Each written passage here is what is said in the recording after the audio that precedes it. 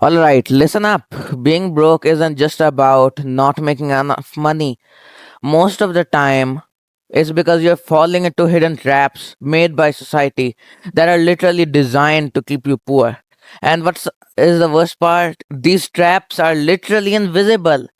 You don't even realize you're getting caught in themselves until years pass and you wasted thousands and thousands of dollars. You're still asking yourself, why can't I escape the cycle? So today I'm exposing the five biggest money traps to stop keeping you broke in 2025.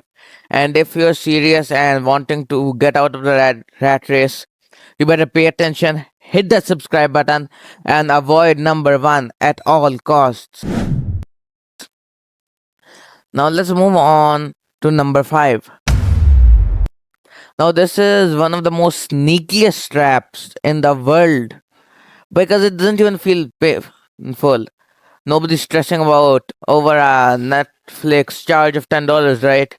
Here's the game. Companies don't want your one-time payment. They want your soul to auto pay. Yes, I'm talking about memberships. Memberships and subscriptions. I mean, think about it. Netflix, Disney Plus, Spotify, Hulu, Apple TV, Amazon Prime, your gym membership, random apps you downloaded and forgot about. Every single one is pulling money from your account automatically. And because it's only a few bucks, you don't notice.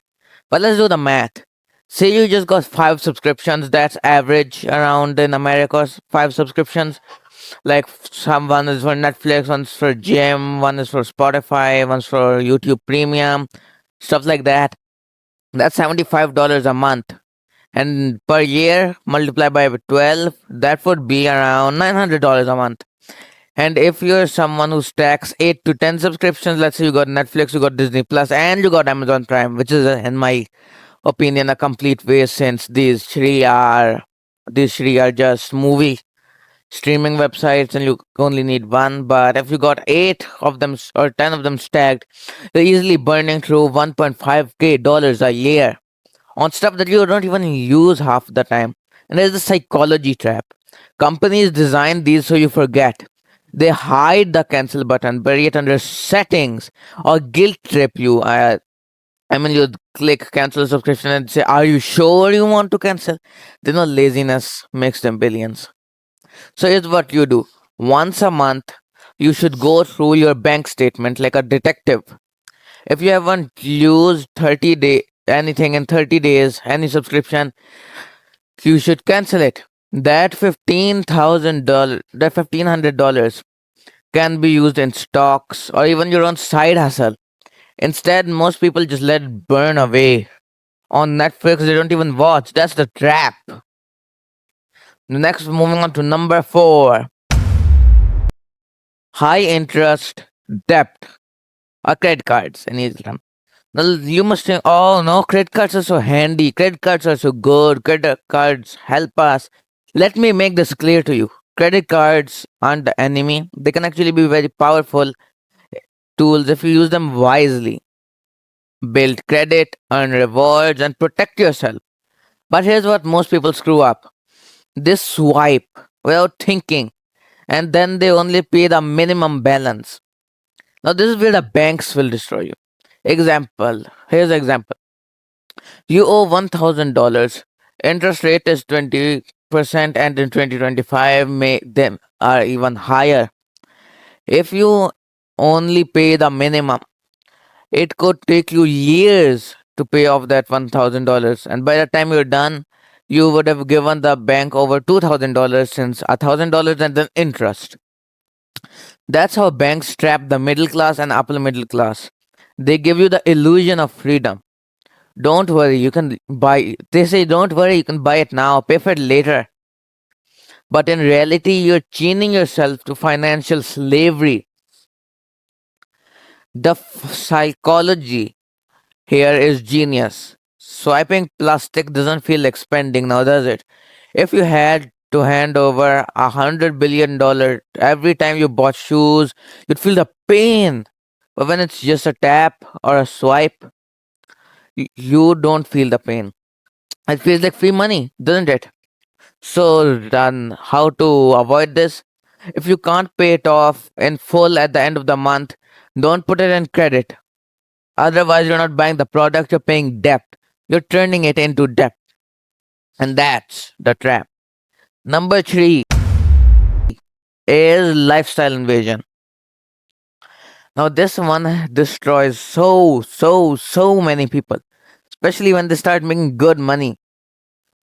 Here's how it works: you finally get a raise, a promotion, maybe, or something like that, or maybe your side hustle starts to cash in, makes money.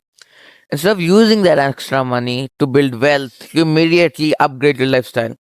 Let's say you get a new phone, you get a new car, more Uber Eats, better apartment, better house. Suddenly, all that extra money is gone to shit, and you're still living paycheck to paycheck. And here's the trap: your brain tricks you into thinking, I deserve this, I earned more, so I should live better. And to a point, that's fine. You should enjoy life, I mean, but when every raise instantly turns into high expenses, you'll never escape the hamster wheel. This is why you see people making 30K a year living paycheck to paycheck, and people making 100K a year also living paycheck to paycheck. Doesn't matter how much you make, if you upgrade every time, you'll always feel broke. The cure: don't let your lifestyle catch up to your income. When you earn more, set aside a portion to invest first. Pay yourself before you pay for luxuries. The rich don't blow up their lifestyle with every raise. They expand their assets. They let the assets pay for luxuries later. Number two. Moving on to number two. This is the lie that saving money will make you rich. This is what school teaches you. Your parents probably told you, save your money. Money in the bank. Save your money. Money in the bank will come to save you, and one day you'll be secure. So even if you save a $10,000 next year, it's not really worth $10,000.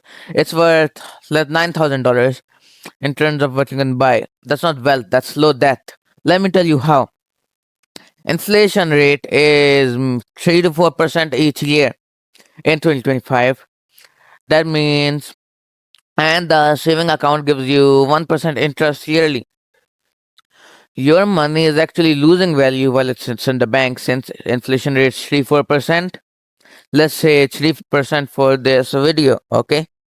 3% for this video, you're getting increasing, and 1% inflation is 3%, so it decreases. So if you decrease the percentages, 3 minus 1 becomes 2% decreasing every single year. Now that is kind of slow death, isn't it? Now here's not how to get twisted in all this shit. Okay, saving isn't bad. You need an emergency fund, of course, so you don't get a heart attack or you don't almost die every time life throws a problem at you. But if your entire wealth strategy is save money, you're guaranteed to stay stuck. Okay? Because you can't save every single bit, every single speck, every single cent you earn. The wealthy don't just save, they move money into assets: stocks, real estates, businesses, digital products, anything that grows faster in inflation. Now, if you want to know what assets is, go check out my previous video up here, assets versus liabilities. You'll understand everything. So back to the video. Anything that grows faster than inflation, you should buy it. But saving accounts, they don't grow faster. That's why you shouldn't buy it. That's why get to the richer buy assets while the people who save are stuck. Okay.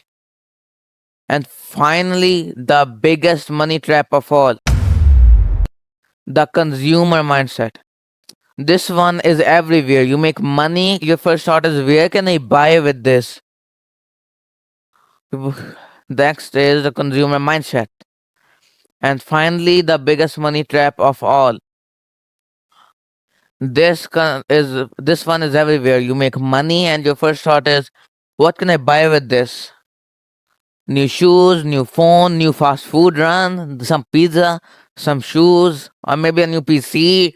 Maybe I can game. Maybe some I don't know V Bucks or Robux or anything gamers do." And this is the biggest thing which poor people, middle class people, everyone who's not rich is into. Companies spend billions of dollars to keep you here. TikTok influencers showing shopping hauls, flashy car ads, social media flexes, all designed to make you feel broke unless you spend. You know the truth? These influencers are broke as shit as themselves. Okay? They spend all this money to look good. Okay? They have no money, actual money to pay off bills. That's the truth. They want to feel good, make you jealous. You know what? Companies are spending, and the company is spending $1 billion to keep you here. Like as I said in number five, Netflix would, or any single streaming website, or any single website, or any single membership, they would ask you, "Are you sure you wanna cancel?" So they can guilt trip you. And you know what? The well think different. The wealthy think different. They don't ask what can I buy. They ask how can I use this money to make more money. That is the investor mindset. That's the rich people mindset. And here's the kicker: being a consumer feels good short term, only short term, but it keeps you broke forever. Being a owner feels boring at first, but it sets you free. You have to buy assets where even with $100, even with $200, even if it's not much, you're gonna, yes, you might even save up until you get more money. Well, the truth is, every time you buy something, you're either a consumer or the owner. You buy Nike shoes, you're the consumer. You buy Nike stocks, you're the owner. Which one do you think actually builds wealth? You have to use your own mind, your own brain, your own IQ to figure out which one to use. So there you have it, people. These traps are everywhere. Most people will never escape them because but if you're watching this means you got a choice. What are you gonna do with that choice? You can keep living broke, or you can recognize the system of what it is and break out of it. Tell me in the comments which of these traps hit you the hardest and if you're ready to escape this broke cycle for good. Hit the subscribe button because Demon Drax is here to teach you the game schools and banks don't want you to know. And I'll see you in the next one.